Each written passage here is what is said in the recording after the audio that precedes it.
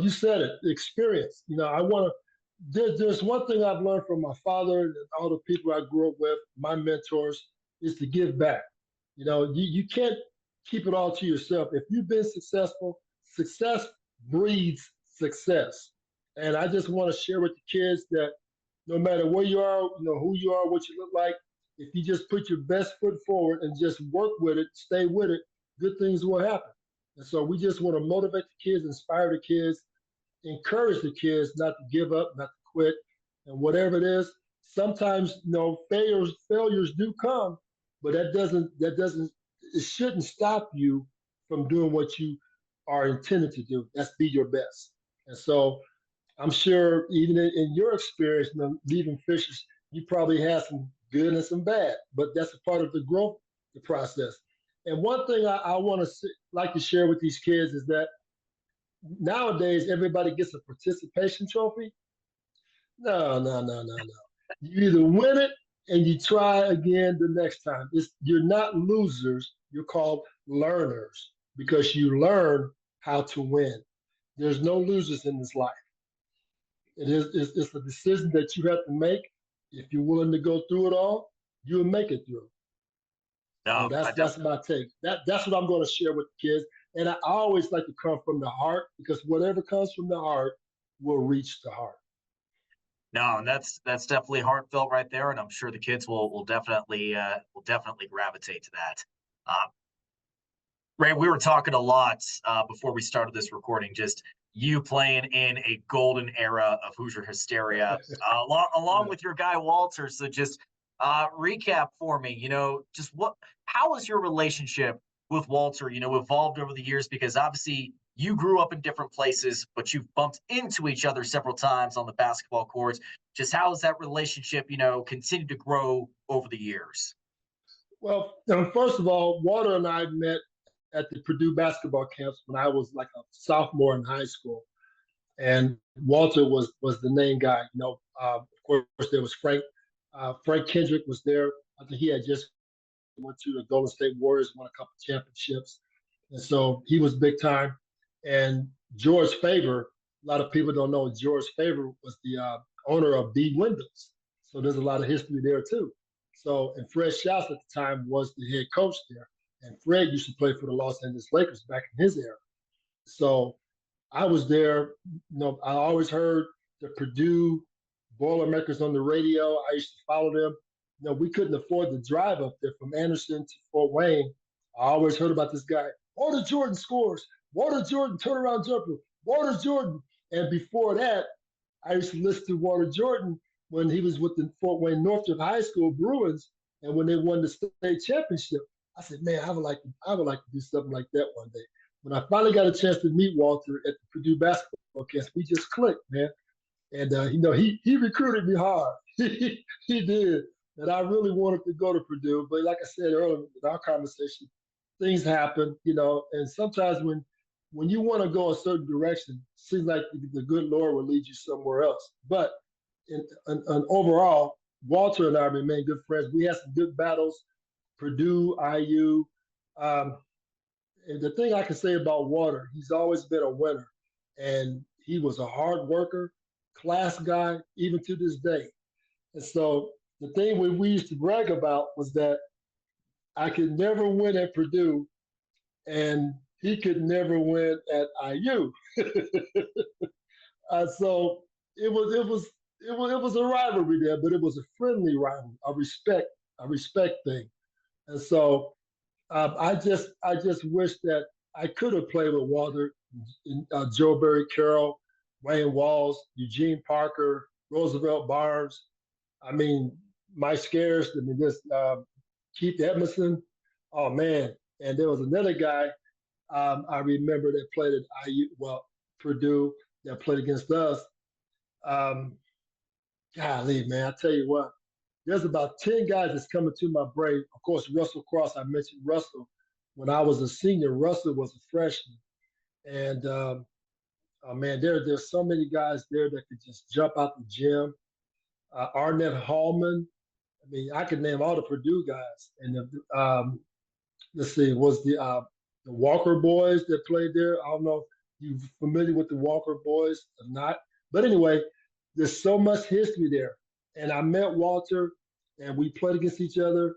And I've always had mad respect for Walter, and I just want to come back and share what he's doing because I think we're on the same page as far as helping kids, relating to kids, inspiring kids, and helping kids to be better than what they can imagine. So my goal is to reach as many kids as I possibly can while I'm able to reach. No, So it's no, that's great. And hey, it's proof that you can get an IU and a Purdue guy under the same roof, and it can actually be respectful. And it can actually be friendly, you know. So, but absolutely, but I always say, man, we still got IUPUI. So can't forget about IUP. Well, technically now it's going to be IU Indianapolis next year, which is yes, I I yes, did a year. I did a master's program at IUPUI not too long sweet. ago, and it's going to take some time to get used to that name adjustment. IU Indianapolis. I do. Hey, just knowing your basketball career, obviously, a legend with the Hoosiers. I do want to ask you about Mike Woodson. You Okay. obviously got to see him firsthand. You see what he's doing now with the Hoosiers.